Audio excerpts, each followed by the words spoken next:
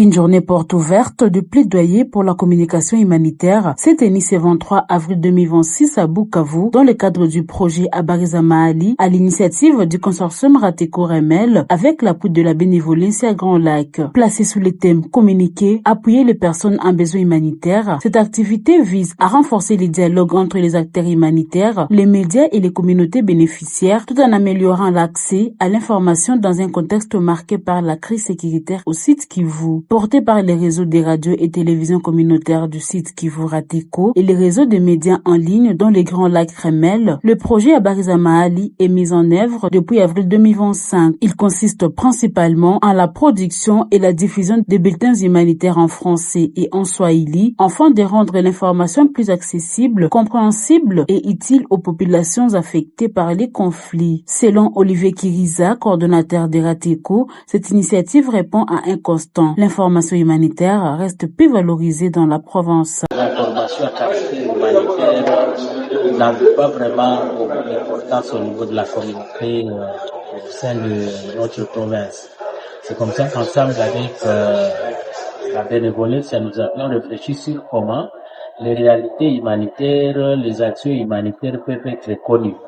C'est-à-dire les interventions que font les humanitaires, les difficultés, les problèmes que traversent les communautés à la base, comment cela peut être aussi connu. Il précise que les projets reposent sur une approche participative visant à créer un mécanisme de rétroaction entre les communautés et les décideurs. L'objectif est de faire remonter les besoins et les préoccupations des populations rurales vers les acteurs humanitaires et les autorités. Les projets couvrent plusieurs thématiques, notamment la santé, la protection et la sécurité alimentaire, avec pour ambition de ne laisser aucun problème communautaire sans visibilité. Beaucoup, mais il y en a quand même.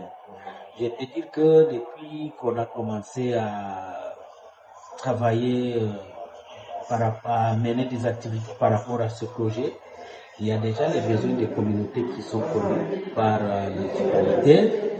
Il y a également les activités des humanitaires qui n'étaient pas connues mais qui sont déjà connues aussi par la communauté.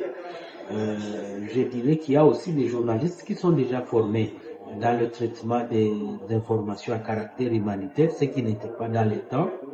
Mais je dirais également qu'il y a cette communication qui existe déjà entre la base qui est la communauté, nous les médias et les organisations humanitaires, également les organisations de la société civile.